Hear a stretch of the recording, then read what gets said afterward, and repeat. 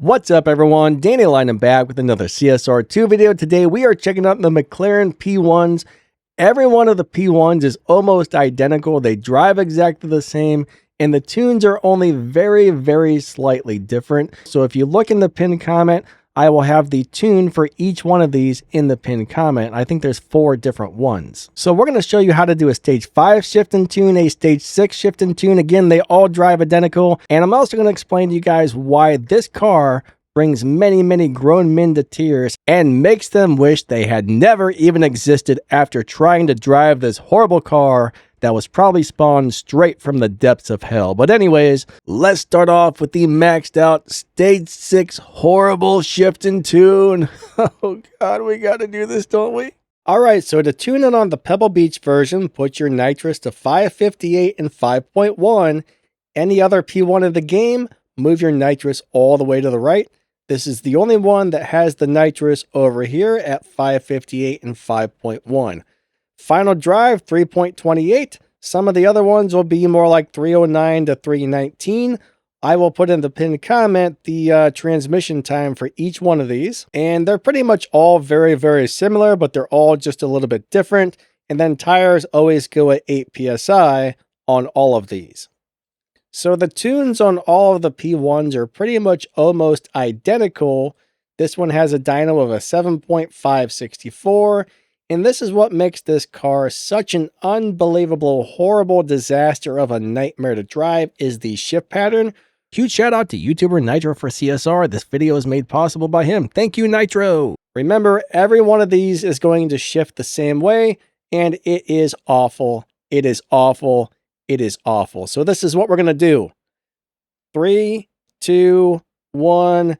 go. Shift until your freaking fingers fall off because you have to shift so dang fast and then the nitrous doesn't go off half of the time. What a piece of giant crap this thing is. It should be running 7.5s, but I am not going to sit here and do 60 runs just to try and get it right one time for you guys. This car is trash when it comes to driving.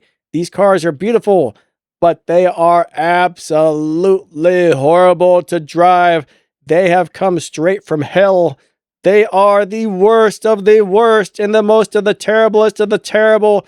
These cars will drive you crazy. All right, so let's fit this car back to stage 5 parts, and I'm going to show you how I would tune all of these on stage 5. So the first thing we are going to do is go to tuning, move the nitrous all the way over to the right, put the tires on 8 PSI, and just slowly move the transmission slider until you see the EVO points get as high as possible, and that should put you at a very good spot for stage 5. On this particular model, the transmission stays at 3.17. It gives us a 9.650 on the dyno time. Now it's time to try and drive this horrible, nasty disaster of a car on stage 5 parts only, and it does not shift as fast, but the timing's all whacked out. It's just not like shift. It's like shift.